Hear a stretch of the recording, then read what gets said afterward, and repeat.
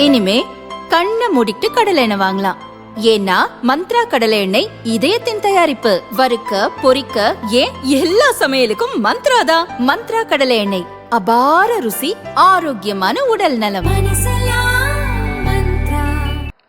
எனது அன்புக்குரிய தம்பிக்கு பேசும்போது சொன்னார்கள், 2 தினங்களுக்கு முன்னாலே ஒரு மாநாடு என்று சொல்லி ஒரு பொதுக்கூட்டத்தை கூட்டினார்கள்.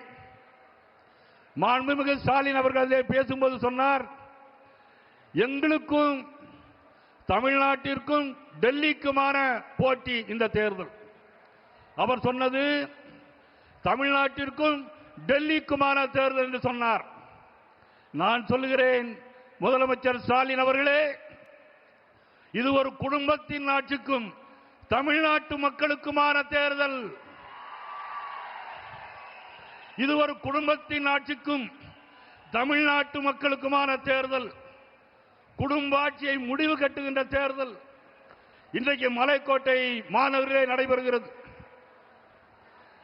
பிரதமர் நரேந்திர மோடிஜி எப்பொழுதெல்லாம் சென்னைக்கு வருகிறார்களோ, பிரதமர் நரேந்திர மோடிஜி எப்பொழுதெல்லாம் தமிழகத்திற்கு வருகிறார்களோ, அப்பொழுதெல்லாம் தாய்மாமன் சீர்கொண்டு வருவதை போல, தாய்மாமன் வீட்டு சீர் வருவதை போல இன்றைக்கும் 5600 கோடி ரூபாய்க்கு அடிக்கல் நாட்டியிருக்கிறார்கள். இன்றைக்கும் மதுரைக்கு வரும்போது 4400 கோடி ரூபாய். மதுரைக்கு வரும்போது தாய்மாமன் வீட்டு சீர் வருவது கூட லேட்டாக வரும். ஆனால் எங்கள் பாரத பிரதமர் நரேந்திர மோடி அவருடைய சீர் இன்றைக்கு தமிழகத்திற்கு வந்து கொண்டே இருக்கிறது. கப்பல் போக்குவரத்துறை அமைச்சர் சர்வானந்த சோனாவால் அவர்கள் 1700 கோடி ரூபாய்க்கு திட்டங்களை தூத்துக்குடியிலே தந்தார்கள். 2025ஆம் ஆண்டு எங்களது பாரத நரேந்திர மோடி அவர்கள் தூத்துக்குடிக்கு வந்து 5000 கோடி ரூபாய்க்கு துறைமுக திட்டங்களை தந்தார்கள். யார் தந்தது? பிரதமர் நரேந்திர மோடி தந்தது. யாருக்காக தந்தது? தமிழக மக்களுக்காக தந்தார். மலேசியா நாட்டுக்கு போனாலும் தமிழை பற்றி பேசுகிறார். எங்கு போனாலும் தமிழ் கலாச்சாரம் பண்பாடை பற்றி பேசுகின்ற மாபெரும் தலைவர் நரேந்திர மோடி அவர்கள் இன்றைக்கும் 5200 கோடி ரூபாய் தந்திருக்கிறார். முதலமைச்சர் ஸ்டாலின் கேட்கிறார், என்ன கொடுத்தார்கள், என்ன கொடுத்தார்கள்?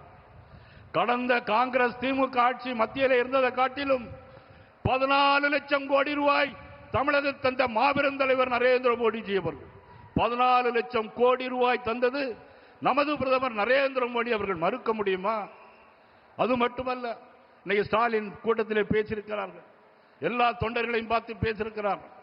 கிரிக்கெட் போட்டியில்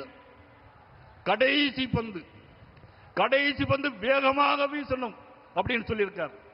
நான் கேட்கிறேன் முதலமைச்சர் ஸ்டாலின் அவர்களை பார்த்து, நீங்கள் வீசுவதற்கு விக்கெட்டே இருக்காது, களத்தில் விக்கெட்டே இருக்காது, எங்க பந்து வீச போகிறீர்கள்? வெகு விரைவில் அதற்கான காரணம் தன்னுடைய மக்களுக்கான ஆட்சி.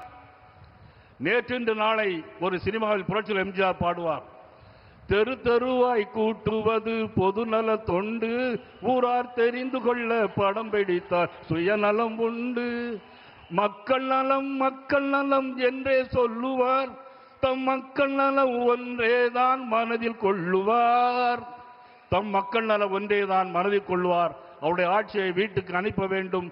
தேசிய ஜனநாயக கூட்டணி ஆட்சி மலர வேண்டும். வெல்க தமிழ்நாடு, வாழ்க பாரதம், வளர்க தமிழ். நன்றி, வணக்கம்.